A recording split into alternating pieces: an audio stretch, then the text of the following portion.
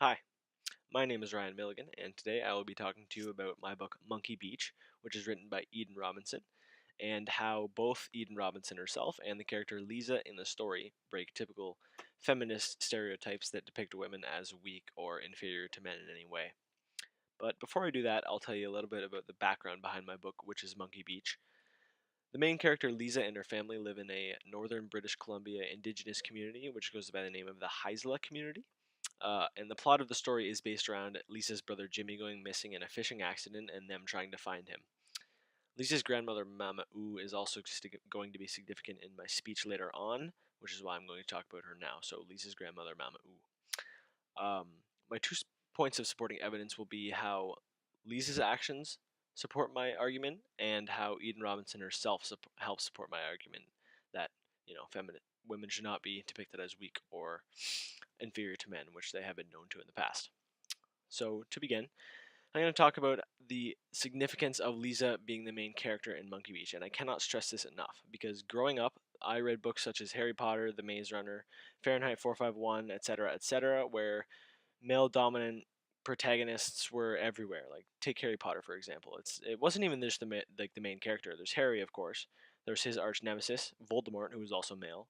There's the archetype of the Knowledge Keeper, which would have been Dumbledore, who was also male.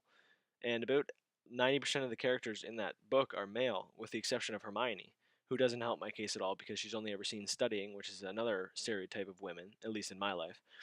So to read this book was a great change of pace for me because Eden Robinson had not only the main character filled by a female, but also other archetypes like the Knowledge Keeper, who is filled by Mama Oo, like I earlier said.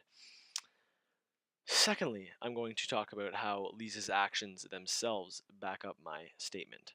Um, in this book, of course, it's based around her brother Jimmy going missing, which is stressful in and of itself. Secondly, she has communicated powers that allow her to communicate with the spirit world, which disrupts her life because sometimes they appear in her life when she doesn't want them to, etc., etc. And thirdly, her uncle Mick, like I said, is always on the run, and she's always worried about him because their relationship was at one point very deep. And she, fourthly, loses her grandparents. So, to sum up, the weight on her shoulders throughout the story is very heavy, and she stays stable both mentally and physically for her family, continues to reassure them that everything will be all right, and that they're not going to collapse as a family. So yeah, in conclusion, I think that Eden Robinson had two messages when she wrote Monkey Beach. One was to teach the public about indigenous communities, more specifically the Haisla community, and what their families go through, etc., etc. And secondly, I think that she would have had the same argument that I do when she wrote this book, and that she wanted to make sure that women, could be shown as powerful and more significant to a story than in most other stories that are written. Because in my experiences, it's mostly male protagonists and males that fill any other archetypes as well. So yeah, I think she did a great job with Lisa and Mama Oo and how they support each other with my argument. And thank you for listening.